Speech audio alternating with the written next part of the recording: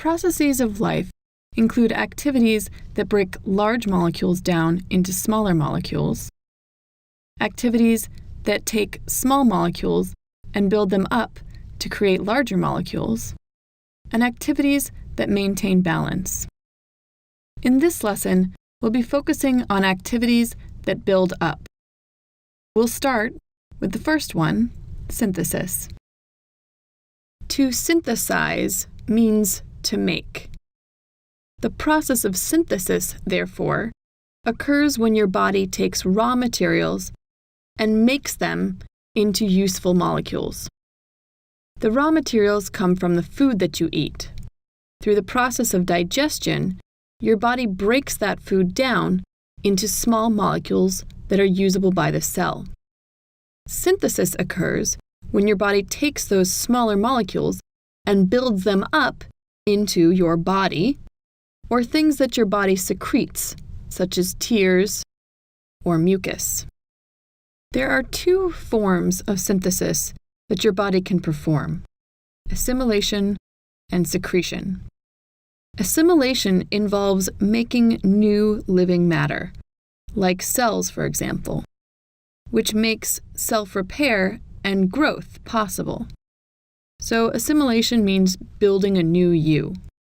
Secretion, on the other hand, involves making substances that are used by the living organism, but not actually part of the organism.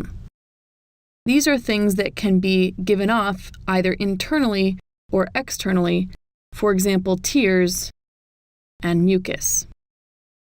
The process of synthesis works by linking a number of small molecules together to form a large molecule.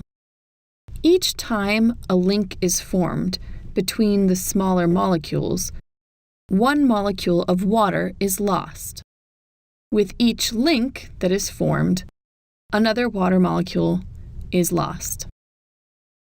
This type of reaction is called dehydration synthesis. Dehydration, because you're losing those water molecules each time you form a new link. Synthesis, because you're using small molecules to build a large one. Of the processes of life, we're focusing on the activities that build up.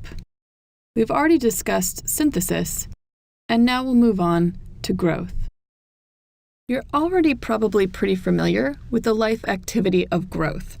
You've been doing it since you've been born. It just means getting bigger.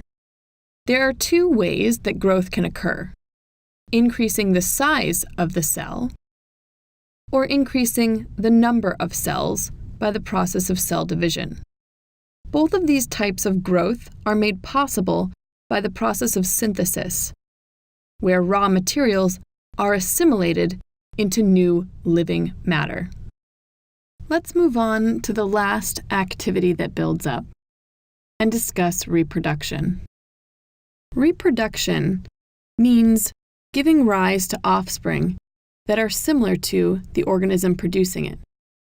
Although reproduction is not an activity that is necessary for survival, all organisms must reproduce in order to ensure the survival of their species.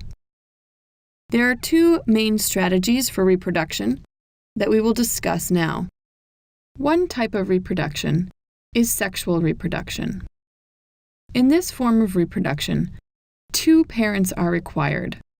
Each of these parents must contribute some of their genetic material by packaging them into sex cells, also known as gametes. These sex cells fuse during the process of fertilization to produce offspring that are genetically different from both parents.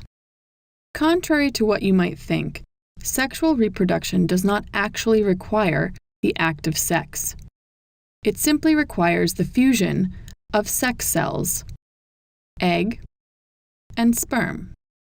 Plants and fungi, for example, do not have sex, obviously, but do reproduce sexually by producing egg and sperm that fuse to form offspring that are genetically different from both parents. The second strategy for reproduction is asexual reproduction.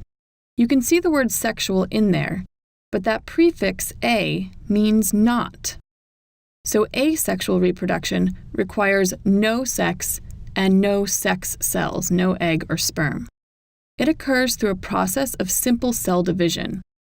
There is only one parent contributing genetic material, therefore all of the offspring are genetically identical to the parent.